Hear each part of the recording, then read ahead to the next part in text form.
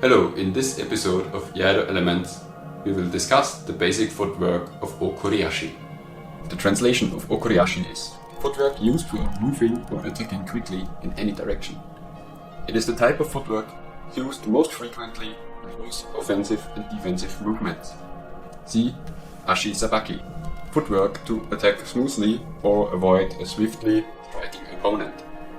There are 4 kinds of footwork: ayumi-ashi, okuri-ashi, hiraki-ashi, and tsugi-ashi. The ashi sabaki should basically be done with suri-ashi.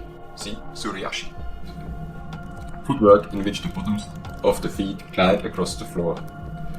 This type of footwork enables one to minimize unsteadiness in the body and stance while moving, to stabilize the lower body, and to move the upper body freely and unrestrictedly. Suri-ashi is an important element of the 4 kinds of footwork: ayumi-ashi, okuri-ashi, hiraki-ashi, and tsugi-ashi. I want to share my understanding of okuri-ashi and point out what I am focusing on in this footwork. Balance is most important for me, so I try to keep my center of gravity in the center between my feet and don't wiggle to the side. I experienced that there is a minimum length which I think should be achieved, which stays stable when relaxing your legs. Relaxing, not slacking. A well-working reference can be the length of your sword. I focus on extending the ankle as much as possible, eventually using the toes as well. There might be a maximum of useful movement in the ankle, but I'm not there yet. When pulling my rear leg towards the front one, I try to lift my ball off the foot or the toes, and letting gravity bring my leg closer. Of course, I promote the movement with my muscles. This is a visualized idea which helps me to keep my leg straight and avoiding bending my knee, because I would have to straighten it for the next move and thus make me slower and less stable. As soon as I finished my step, I try to re-establish the tension in my legs for the next movement. I am checking if I am rotating my hips on a vertical axis by watching the end of my tsuka.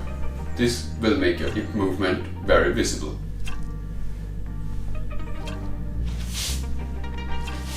My aim is stable relative to my body. I am still apart from this aim, but I try to reduce the movement.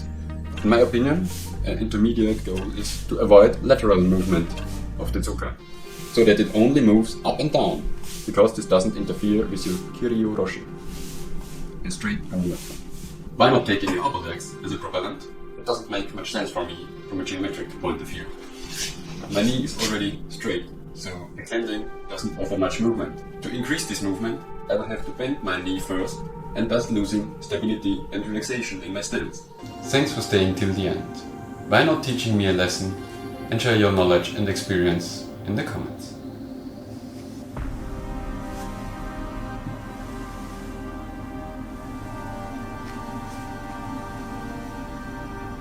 Arigato daimashita.